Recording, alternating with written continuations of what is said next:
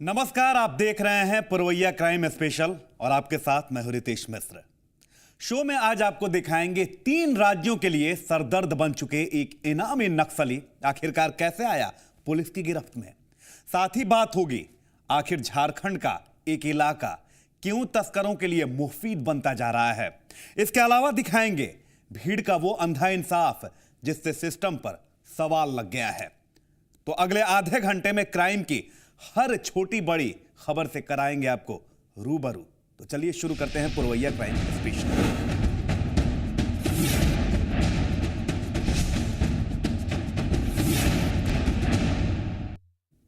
उसके नाम से लोगों में खौफ पैदा हो जाता था। 3 राज्यों के पुलिस के लिए वो बड़ी चुनौती बन गया था। लेकिन कहते हैं कि अपराधी कितना भी शातिर क्यों ना हो, एक ना एक दिन उसे कानून के आगे झुकना ही पड़ता है। और ठीक ऐसा ही उसके साथ भी हुआ। नाम पात्रिक टोपो, नक्सल ग्रुप पहाड़ी चीता का मास्टरमाइंड। काम हत्या, अपहरण और लेवी वसूलना। दर्जनों मामले दर्ज हैं। यह है परिचय पुलिस की गिरफ्त में जकड़े हुए पात्रिक टोपो का। काली टी शर्ट और चेहरे पर काला नकाब और उतनी ही इसकी काली करतूत। इसके एक इशारे पर किसी का भी काम तमाम। खौफ ऐसा कि इलाके के लोग भी थर थर कांपते थे। 3 राज्य झारखंड, उड़ीसा और छत्तीसगढ़ की पुलिस इस नामी और इनामी नक्सली को पकड़ने के लिए परेशान। पुलिस हर बार जाल बिछाती थी और हर बार उस जाल को भेदने में पात्रिक टोपो सफल हो जाता था। लेकिन कहते हैं ना, अपराधी कितना भी शातिर हो, उसकी एक गलती उसे सलाखों के पीछे पहुंचाने के लिए काफी होती है। पात्रिक के साथ भी ऐसा ही हुआ। दस्ते के साथ इलाके में पहुंचा। पुलिस पहले से ही तैयार थी अपने शिकंजे में लेने के लिए। मुझे गुप्त सूचना मिली थी कि पहाड़ी चीता का पूरा दस्ता किरसई थाना क्षेत्र में के ढोडी जोर एरिया में आया हुआ है। उसी सूचना पर झारखंड जगुआर का 7 क्वाई जो है उसके साथ मैं एक टीम गठित किया, जिसमें झारखंड जगुआर के इंस्पेक्टर, झारखंड जगुआर के जवान और मेरे कुडेक और किरसई के थाना प्रभारी सम्मिलित थे। इन लोगों का संयुक्त टीम जाकर के छापामारी की तो पुलिस को देख करके एक बाइक पर एक नौजवान सवार था। वहाँ पुलिस को गुप्त सूचना मिली कि ये पात्रिक है। वो भागने लगा, जिसे पुलिस चारों तरफ से घेराबंदी करके पकड़ी। पकड़ने के बाद उनकी जब तलाशी ली गई तो उनके पास से एक बाइक मिला जिसका कोई कागजात उनके पास नहीं था। और जब तलाशी के दौरान पुलिस को एक देसी कट्टा मिला, एक 315 की गोली मिली और 2 मोबाइल मिला। जब पकड़ में आया शातिर तो एक एक कर सारे गुनाह की परत खुलनी शुरू हुई। सिर्फ झारखंड में इस शातिर के सिर पर करीब 50 मामले दर्ज हैं, जबकि उड़ीसा और छत्तीसगढ़ में भी कई मामले हैं इसके खिलाफ। सिमडेगा जिला के इनके विरुद्ध में कुछ 27 कांड पूर्व से प्रतिवेदित हैं, जिसमें ये एब्सकॉन्ड कर रहे हैं। पूछताछ के दौरान में ये बताया कि अभी तक ये पकड़े नहीं गए हैं। गुमला जिला से हम लोग इनका आपराधिक इतिहास मंगाए तो गुमला जिला से इनका 22 कांड इनके विरुद्ध में लंबित है, जो वर्ष 2008 से लेकर के अभी तक लंबित है। एक बार इनको पुलिस गिरफ्तार किया था तो हथकड़ी के साथ ये भागने में सफल हो गए थे, उसका भी एक अलग से कांड दर्ज हुआ है। इनके विरुद्ध में तलसारा और सुंदरगढ़ के अन्य नेबरिंग डिस्ट्रिक्ट्स में और छत्तीसगढ़ में भी कांड लंबित हैं, जहां से अभी पूरी डाटा आना बाकी है। वहां के एसपी को सूचना दिया गया है। इलाके के चप्पे चप्पे पर इसकी हुकूमत चलती है। वजह 3 राज्यों के पुलिस के नाक में दम करने वाला नक्सली ग्रुप पहाड़ी चीता का फाउंडर मेंबर भी यही शातिर है। तो जैसा ये अपने बयान में बताए हैं कि पहाड़ी चीता के फाउंडर मेंबर में ये एक है, जो दिलीप साहू के मिल करके जब पहाड़ी चीता का गठन गुमला जिला में हुआ था उस समय ये फाउंडर मेंबर में थे। बाद में गुमला से ये सिमडेगा चले आए थे। लेले साहू बाद में इनके संगठन से जुड़ा है। तो एक तरह से ये अस्थायी स्तंभ थे पहाड़ी चीता के। मैं समझता हूँ कि इनके पकड़ाने के बाद सिमडेगा जिला में और गुमला जिला में पहाड़ी चीता का एक स्तंभ गिर गया है। साफ है इस हार्डकोर नक्सली की गिरफ्तारी से इलाके के लोगों को अब शांति मिलेगी। पुलिस को उम्मीद है कि अब मुखिया गिरफ्त में है तो पहाड़ी चीता ग्रुप को पूरी तरह से खत्म कर दिया जाएगा। श्री रामपुरी, जी मीडिया, सिमडेगा। बेखौफ तस्कर लेकिन लाचार पुलिस, वजह 2 राज्यों की सीमा का, लिहाजा बोकारो का चंदन कियारी थाना इलाका अब कोयला तस्करों के लिए सबसे मुफीद इलाका बनता जा रहा है। पुलिस कार्रवाई का भरोसा तो जरूर देती है, लेकिन बेरोक टोक जारी है यह काला धंधा। जरा आप भी देखिए।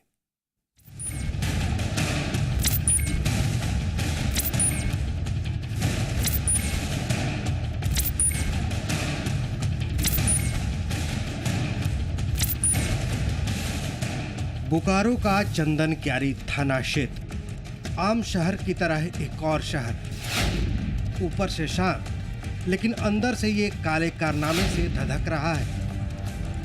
अब आप सोचेंगे कि हम आखिर ऐसा क्या इस शहर के बारे में बताने जा रहे हैं, तो जनाब थोड़ा रुकिए। जो हम बताने जा रहे हैं उसे देखकर और सुनकर आपके भी होश उड़ जाएंगे। जी हाँ, कहने को ये इलाका झारखंड का एक आम इलाका नज़र आ रहा है, लेकिन ये इलाका इसलिए सुर्खियों में है क्योंकि ये झारखंड और बंगाल के बॉर्डर पर है। लिहाजा तस्करों के लिए ये इलाका पूरी तरह से उनके मुफीद बन गया है, खास तौर पर कोयला तस्करों के लिए। झारखंड से बंगाल और बंगाल से झारखंड के इस इलाके में आवाजाही में कोई रोक टोक नहीं होता, कोई पुलिस चौकी भी नहीं है, सुरक्षा का नामो निशान नहीं है और इसी का फायदा उठाते हैं कोयले की तस्करी करने वाले लोग। वजह उन्हें पता है, सीमावर्ती इलाका और 2 राज्यों का मामला होने के कारण पुलिस को कार्रवाई करने में वक्त लगेगा, लिहाजा उनका ये काला कारनामा बेखौफ चल सकता है। और कोयला तस्कर तब तक कोयला को बंगाल के कोयला डिपो में झारखंड के कोयला को पहुंचा देता है। ये तो झारखंड और बंगाल बॉर्डर की बात हो गई। अब जरा दूसरी तस्वीर भी देखिए, वो भी सीआरपीएफ के नाक के नीचे। वर्दी के खौफ का नामो निशान नहीं, जब चाहा वैसा कर डाला। गंदा है और धंधा है ये। पब्लिक के यूज करने वाले बाथरूम में ही कोयला तस्करों का कब्जा है और जो भी उनसे टकराया तो समझो उनकी आ गई शाम। ये लोग इतने दबंग किस्म के होते हैं कि आम यात्रियों से प्रतिदिन उलझ जाया करते हैं, झगड़े पे उतारू आ जाते हैं। और कोई लोग देख रहे हैं आप किस तरीके से बोगी में भर भर के जो है प्रतिदिन बोरियों के बोरी जो है आम आदमी के ऊपर यहाँ तक की डाल देते हैं और कोयले ले जाते हैं। इतनी धड़ल्ले से जो रेलवे में कोयले की जो तस्करी हो रही है। डर नहीं, मेरा कोई कुछ बिगाड़ नहीं सकता। अब ये सोच हो तो पुलिस की भूमिका पर बड़ा सवालिया निशान लग जाता है, लेकिन महकमे के बड़े अधिकारी किसी को नहीं बख्शेंगे, इसका आश्वासन लगातार देते हैं। जरा आप भी सुनिए क्या कहना है कोयलांचल के डीआईजी साहब का। निर्देश दिया है एसडीपीओ सदर जाएंगे 50 और छापामारी करेंगे। जो भी किसी के क्षेत्र में होगा थाना पर बाद निलंबित होगा पक्का, ये निर्देश दे दिया। खैर, पुलिस कार्रवाई का दिलासा दे रही है, लेकिन जल्द ही इसे रोका नहीं गया तो फिर अभी तो सिर्फ कोयला तस्कर ही बेखौफ नजर आ रहे हैं। इसके बाद कई बड़े और शातिर अपराधी भी इलाके में अपनी घुसपैठ कर सकते हैं। मृत्युंजय मिश्रा, जी मीडिया, बोकारो। गांव के एक मुखिया के घर में चोरी होती है। 4 चोर घर के सामान पर हाथ साफ कर जाते हैं, लेकिन यह खबर तेजी से फैलती है और गांव के लोगों के हाथ चारों चोर लग जाते हैं।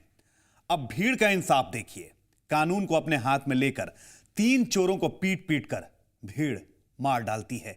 एक चोर को किसी तरह पुलिस बचाने में कामयाब रहती है, लेकिन भीड़ के इस अंधे इंसाफ से सिस्टम पर बड़ा सवालिया निशान लग गया है। कैसे, देखिए इस रिपोर्ट में। गया जिले के विशुनगंज गांव में एक घर में चोरी होती है। घर के लोगों के सोए होने का फायदा चोर उठाते हैं। घर के पीछे के रास्ते से खिड़की का ग्रिल काटकर 4 चोर घर में घुस जाते हैं और लगभग 7 से 8 लाख के सामान पर हाथ साफ करके फरार हो जाते हैं। कहानी यहीं खत्म नहीं होती है। वजह ये कोई आम घर नहीं था, बल्कि गांव के मुखिया का घर था। लिहाजा इलाके में खबर तेजी से फैलती है। विशुनगंज गांव से कुछ किलोमीटर दूरी पर ग्रामीणों के हत्थे 3 चोर चढ़ जाते हैं। लिहाजा आपकी सोच तो यही कहेगी कि चोर जब पकड़ में आ गए तो फिर पुलिस को सौंप दिया जाएगा, उन्हें कार्रवाई करने दिया जाएगा। लेकिन ग्रामीणों का आक्रोश इस कदर फूटा कि बिना कुछ सोचे समझे वो चोरों पर टूट पड़ते हैं। सुबह के सन्नाटे में जो फिजा खामोश दिख रही थी, पिटाई की मार की आवाज से वो चीख में तब्दील हो गई। पिटाई इस कदर भयावह थी कि 3 चोरों ने दम तोड़ दिया। आखिर दूध चोर के उन लोग ले चल गया नामा नदी में। वहीं के जनता लोग, मैं 8-10 गांव की जनता जुटल था, कम से कम भी तो 5000 से कम नहीं समझे भीड़। तो दूबक नदी में चल गया। हम और इंस्पेक्टर साहब तो खोजते रह गए, तो हम लोग तो मिलवे नहीं किया। मिला कब जब उन लोग को मार उड़ के बिक दिया था। हाँ, यूपी के शाहजहांपुर के रहने वाले इन 4 चोरों में से 3 चोरों की मौके पर ही मौत हो जाती है। एक को किसी तरह पुलिस बचाने में कामयाब हो जाती है। गिरफ्तार करके लाई है। इंट्रोगेशन उसका होगा, अभी उसका इलाज चल रहा है। इंट्रोगेशन होगा, चोरी गई संपत्ति की बरामदगी के बिंदु पर उससे इंट्रोगेशन होगा। खैर, एक की जान तो बच जाती है, लेकिन सवाल बड़ा है कि आखिर भीड़ को कानून हाथ में लेने की इजाजत किसने दी? जब चोर पकड़ में आ गए थे तो फिर पुलिस को क्यों नहीं सौंपा गया? और तीसरा अहम सवाल, चोरी की इस घटना की इत्तला पुलिस को मिल चुकी थी, तो फिर उसने घटनास्थल पर जल्द पहुंचने की कोशिश क्यों नहीं की? क्या पुलिस भीड़ के इस अंधे कानून पर कोई कार्रवाई करेगी?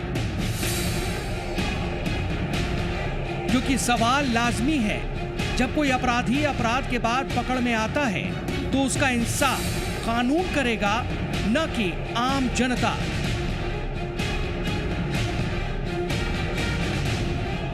राकेश कुमार, जी मीडिया, गया। बकाया मांगने पर किसे दी गई गोली, दिखाएंगे एक छोटे से ब्रेक के बाद।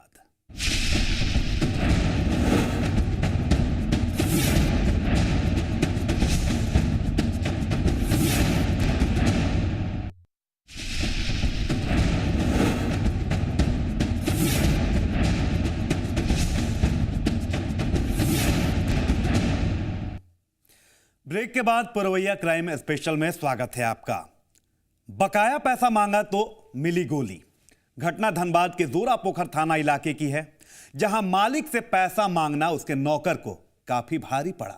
घटना के बाद से आरोपी और उसके गुर्गे फरार हो चुके हैं और फिलहाल पुलिस आरोपियों के धरपकड़ के लिए लगातार छापेमारी कर रही है। कैसे, देखिए इस रिपोर्ट में।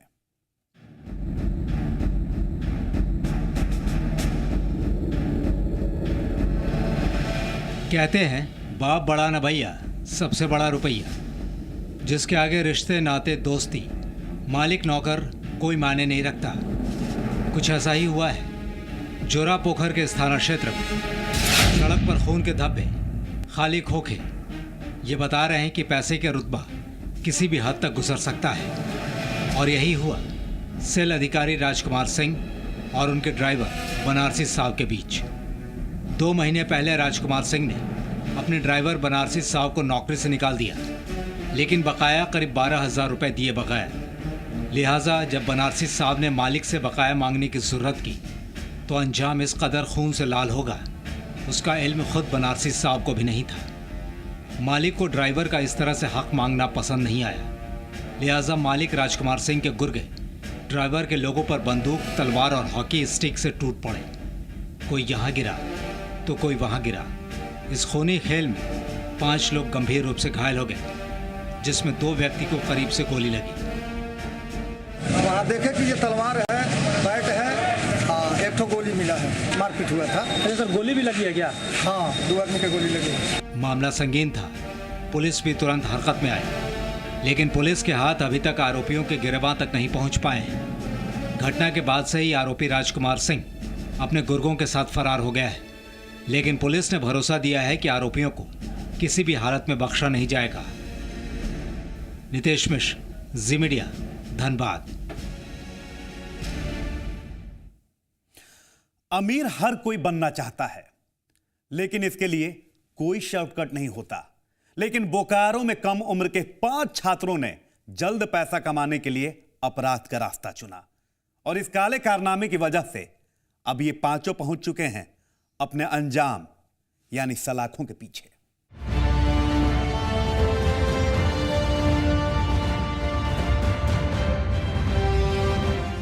कम उम्र, अमीर बनने की चाहत, लेकिन अमीर बनने के लिए इन लोगों ने मेहनत का नहीं बल्कि शॉर्टकट रास्ता चुना। ये रास्ता जाता था अपराध की दुनिया की ओर। जरा गौर से देखिए इन ढके हुए चेहरों को, जिसमें छुपे हुए हैं शातिर अपराधी, जिनके काले कारनामे सुनकर आप भी चौंक जाएंगे। 13 अगस्त 2015 को इलाके के मशहूर डॉक्टर स्मिता के घर में एक चोरी की घटना को अंजाम दिया जाता है। कमरे की खिड़की का रड काटकर अपराधी 3 लाख रुपए कैश के साथ साथ 3 महंगे मोबाइल फोन और कई सामानों पर हाथ साफ कर रफू चक्कर हो जाते हैं। 13/8/2015 के शाम में क्वार्टर नंबर 4B आवास में एक हाउस बर्गलरी हुआ था। डॉक्टर स्मिता वर्मा के घर पर एक हाउस बर्गलरी हुआ था। उसमें 3 लाख की रॉड काटकर और 3 लाख का इन्होंने हाउस बर्गलरी हुआ था। इसमें चूंकि मामला हाई प्रोफाइल था तो पुलिस भी तुरंत वारदात को अंजाम देने वाले शातिर अपराधियों की धरपकड़ में जुट जाती है। और जब पुलिस के हाथ वारदात को अंजाम देने वाले अपराधियों के गर्दन तक पहुंचते हैं तो खुलासा होता है बड़े सपने को पूरा करने की चाहत में अपराध के दलदल में धंसने की इन युवाओं की कहानी। गिरफ्तारी के बाद इन लोगों के पास से पुलिस 2,70,000 रुपए कैश और 3 महंगे मोबाइल फोन भी बरामद करती है। हमारा टीम जो डीएसपी सिटी के नेतृत्व में हमने एक टीम गठन करके 5 क्रिमिनल्स को हमने गिरफ्तार किया है। उसमें से हमने 2,70,000 रुपए का रिकवरी और 2 इसी पैसे से जो 2 मोबाइल खरीदा गया था अभियुक्त लोग, तो वो भी हमने रिकवरी कर लिया है। साफ है, सिर्फ 4 दिनों में बोकारो पुलिस ने चोरी की इस घटना का पर्दाफाश कर बड़ी कामयाबी हासिल की है। मृत्युंजय मिश्रा, जी मीडिया, बोकारो।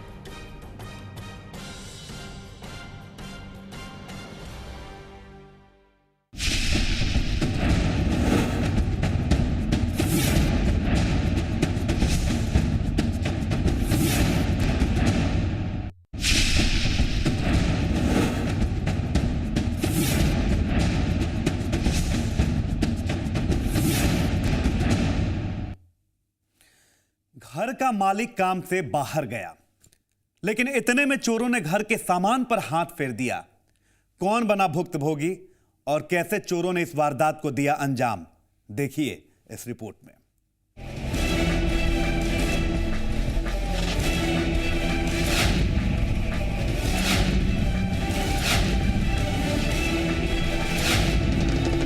अगर आप घर से कुछ काम के लिए थोड़ी देर के लिए भी बाहर गए तो समझो आपके घर शामत आ गई। आखिर ऐसा हम क्यों कह रहे हैं? तो जरा आप जमशेदपुर के मानगो थाना क्षेत्र के राजमहल सोसाइटी के फ्लैट संख्या 102 पर नजर डालिए।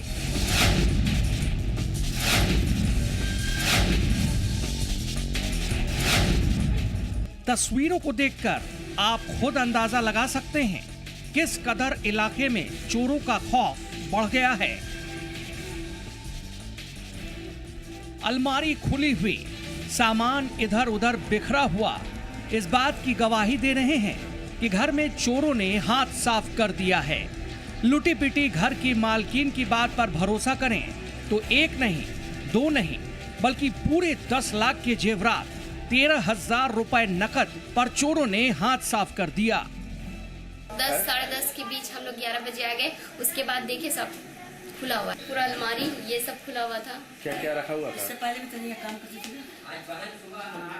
पूरा गोल्ड था, मतलब एक्चुअली पूरा 10 लाख का जेवर चोरी हुआ है और 13,000 चोरी हुआ और एक मोबाइल चोरी है। किसने चोरी की इस बड़ी घटना को अंजाम दिया? क्या कोई अपना ही इसमें शामिल है? इस बारे में महिला को कोई इल्म नहीं है, लेकिन ये जरूर कह रही हैं कि घटना को अमली जामा पहनाने के लिए पूरी तैयारी की गई थी। ये चाबी बना के प्लानिंग के साथ चोरी किया, क्योंकि इतने दिन से कुछ नहीं हुआ है, सब जानबूझ के प्लानिंग के साथ ही चोरी किया गया है। लेकिन महिला की बात पर पुलिस को भरोसा नहीं है।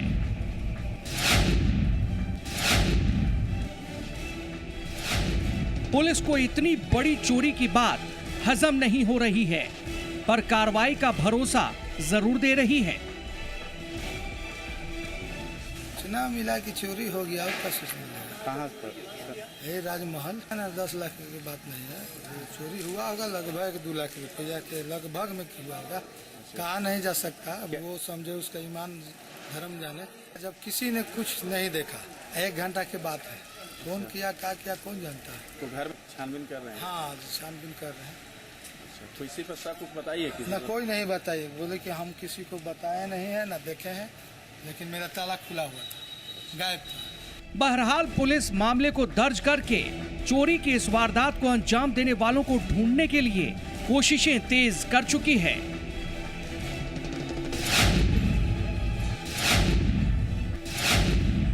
मुकेश मिश्रा, जी मीडिया, जमशेदपुर। और इसी के साथ पुरवैया क्राइम स्पेशल में आज बस इतना ही, लेकिन आप रहिए सावधान और बाखबर, क्योंकि जुर्म कभी भी और कहीं भी हो सकता है। इसी के साथ दीजिए इजाजत, नमस्कार।